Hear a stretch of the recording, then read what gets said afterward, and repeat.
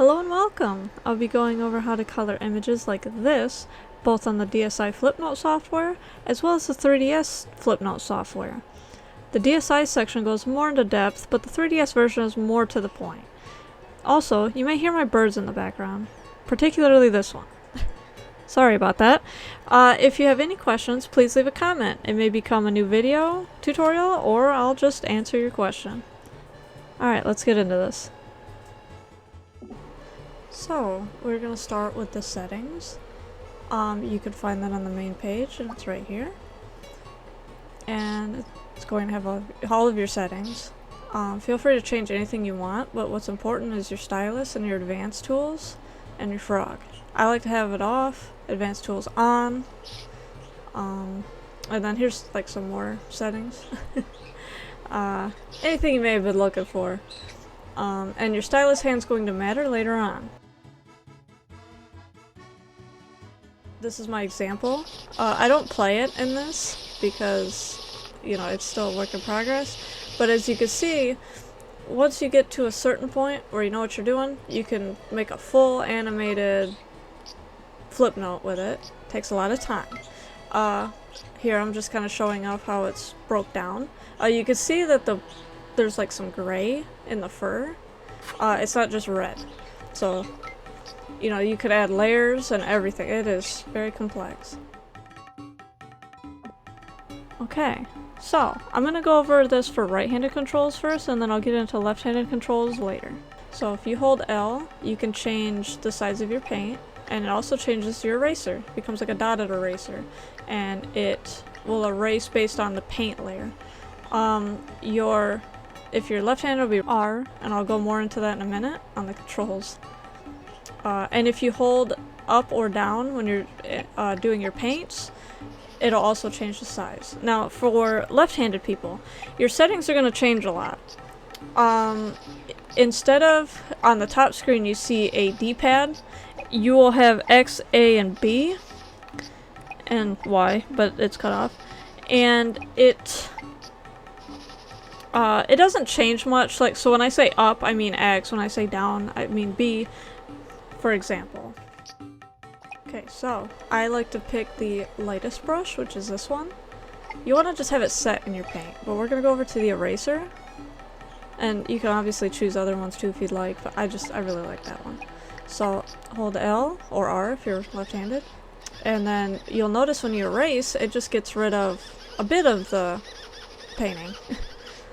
And that's really the foundation of this whole video. Hold L, move one over to the right, and you erase again. Hold new color yet again. Hold L, and then press down. And you can keep going, all the way in like a little tight circle.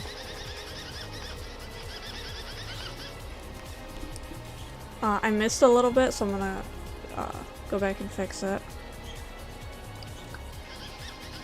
But first, I'll just finish it out. So I did L and to the left.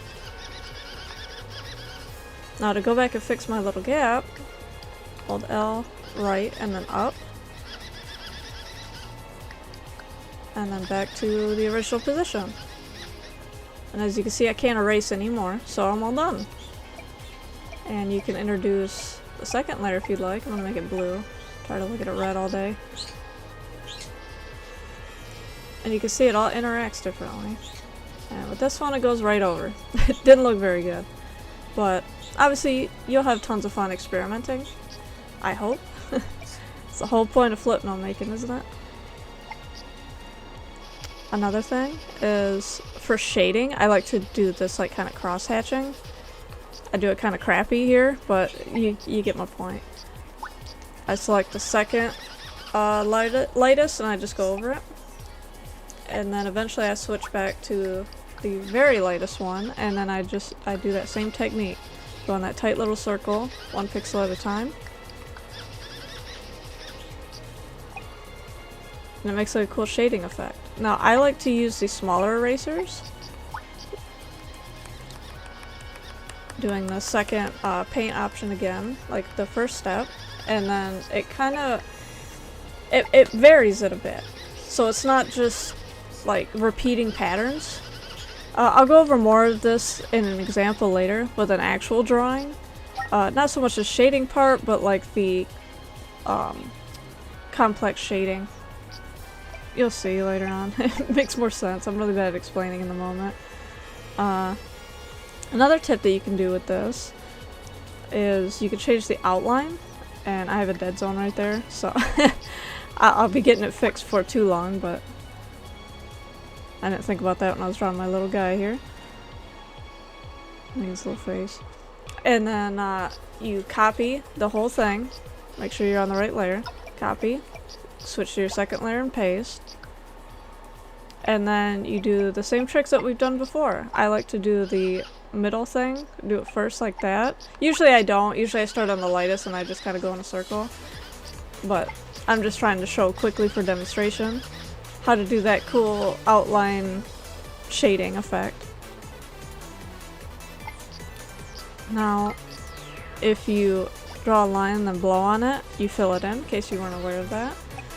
And from there, I'm showing you how I do my colors. So I like to do a full page because it allows me to transfer to other images, which I will be showing in this video. But for now, just kind of showing the process of how to make the color.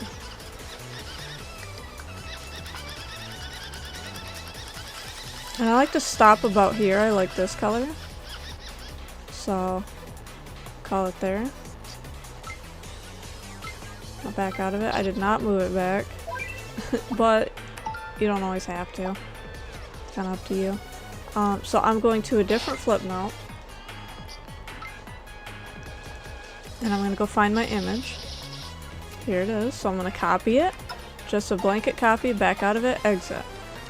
Go to the other Flipnote, and I'm going to add it in here.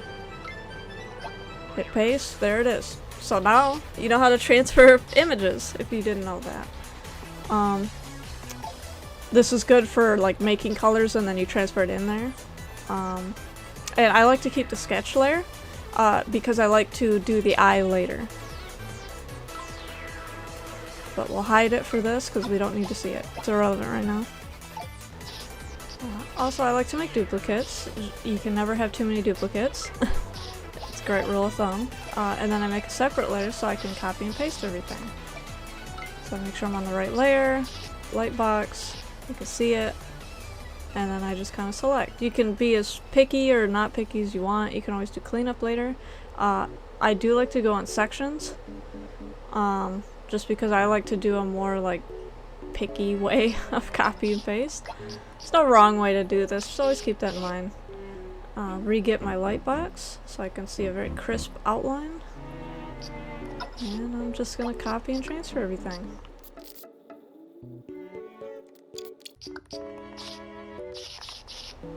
And then I like to go back and forth and see where I'm missing stuff or need to erase. Like I'm missing a spot there, need to erase up here. Just a couple other places. But first I like to just copy over what I need. This is if you're doing picky. If you're not, just focus on erasing.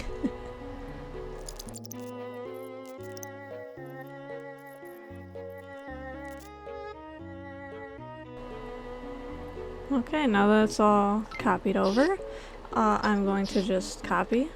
I'm going to hold L and paste over top. Now I'm all done. Here's all colored. However, I'm sure you're wondering, how do I do that white outline that you did before? Well, let's undo.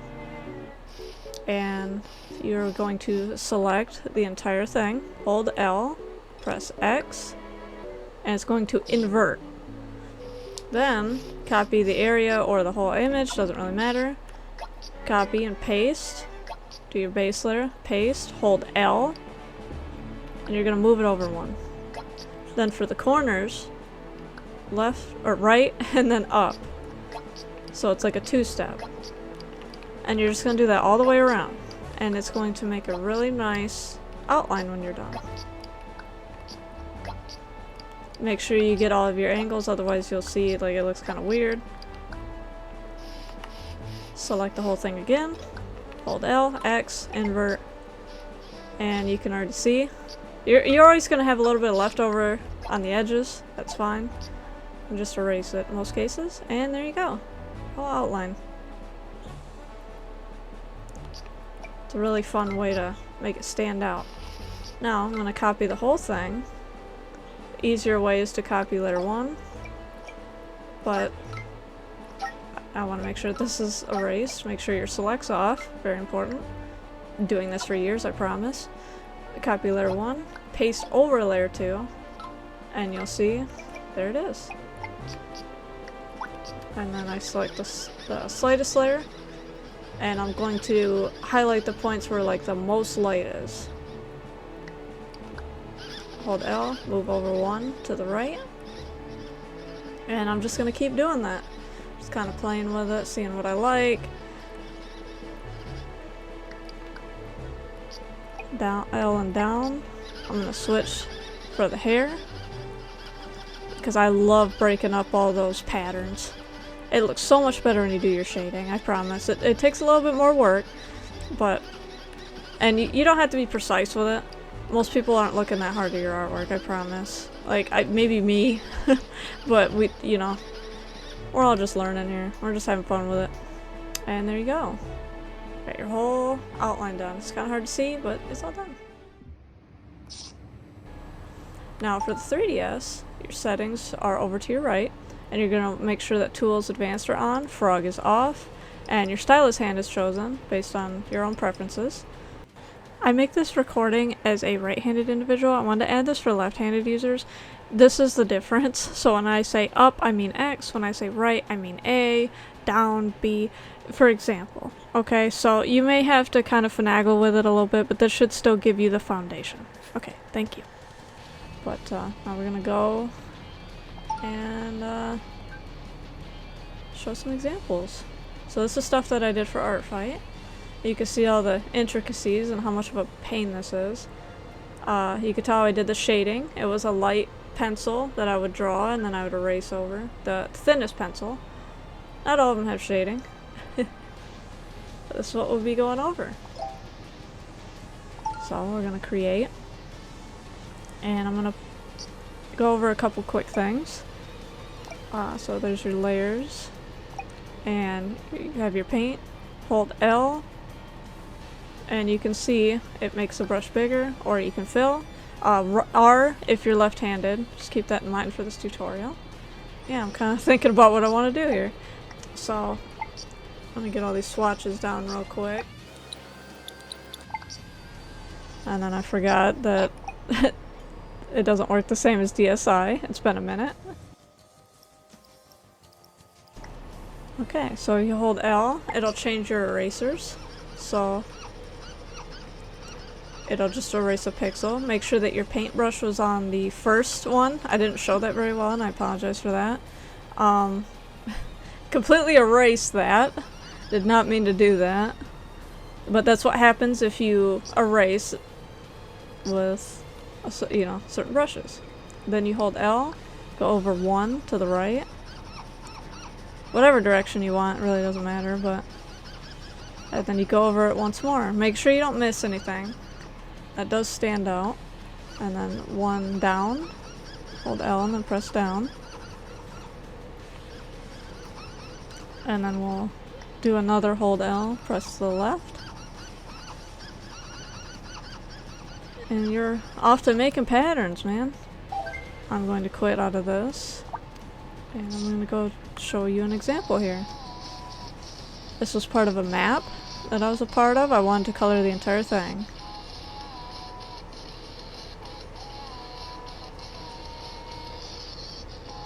That's just a bit of what you can do. I like to keep an outline version because it helps, you know, if you see any inconsistencies you need to fix, you can always go back later and fix everything. And I like to do guidelines sometimes, at least on the 3DS. So I drew out what I wanted. These numbers correspond to colors that I have saved. So that's 4 and so on. I'm going to grab 4 for hair. And I'm going to delete layer C, just so it's not in the example. And then you can see here, I can't really see the outline to be fair, so this would be a good method for like selecting big bulks, but because I like to do very specific selections. I learned the hard way why you probably shouldn't when you can't really see the outline. You can see it on the recording, but if you work with a dark color like this, you'll see what I'm talking about. Like, it is almost impossible to see. You can see where I gave up. And I missed some sections. And remember, there's no wrong way to do this. You're allowed to do it however you like. I still missed quite a bit. Kind of flip back and forth and you can see where issues are. Make sure you have a regular erasers. You're erasing around your lines.